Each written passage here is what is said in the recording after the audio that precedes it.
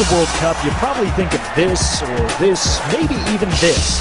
And if you really know your stuff, then maybe this guy, or yeah, maybe even him. But what if I told you the most important city for the World Cup wasn't Rio, or even up here in London, or over here in Milan? What if I told you it was way over here, in a place you've probably never heard of, a place called Sialkot, Pakistan?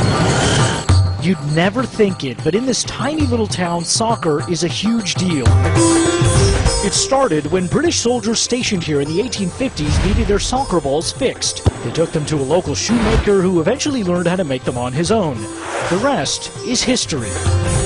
Today, factories here produce up to 60 million soccer balls a year. The industry now so big it produces 7 out of every 10 soccer balls in the world.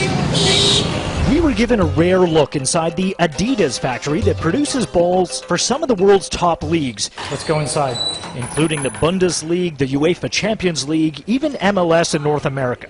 So please do not take photo of these balls. The designs of all these balls are very confidential. Some of the designs are so new, so top secret, we weren't even allowed to film them. But we were allowed to film this. It's called the Brazuca, the official World Cup soccer ball. So what makes the Brazuca so unique?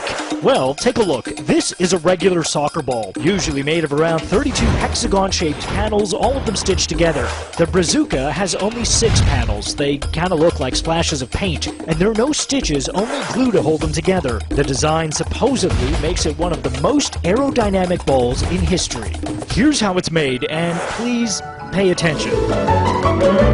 The panels are cut, painted, baked, stamped, heated again to 150 degrees, glued, yeah, this part's pretty cool, put together, taped, blow-dried, inflated, put into this globe-shaped thingy, picked, inspected, wiped, polished, and weighed.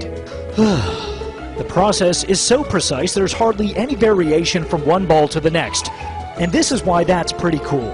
So the ball that Lionel Messi will be kicking in the World Cup is the same that somebody could buy and play at home. Yep, it's the same. Same ball, same technology, same materials, everything is the same.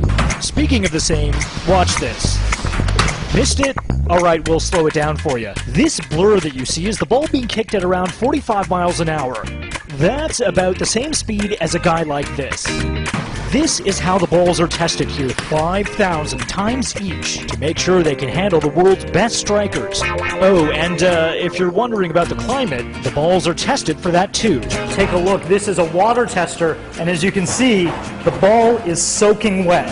The ball's aerodynamics mean the rain drips right off, hardly anything is absorbed. And to test for heat, the balls are baked for 7 days at 130 degrees. The power this game has, football. It brings whole of the world together, and that is what this ball is. Of course, here in Pakistan, the ball represents something else. It's a chance to change the country's image. Look around. This is a huge success story. In Pakistan, many women can't work, but here, they're 40% of the workforce. Soccer has made this city so stable, it hasn't seen a single terrorist attack in years.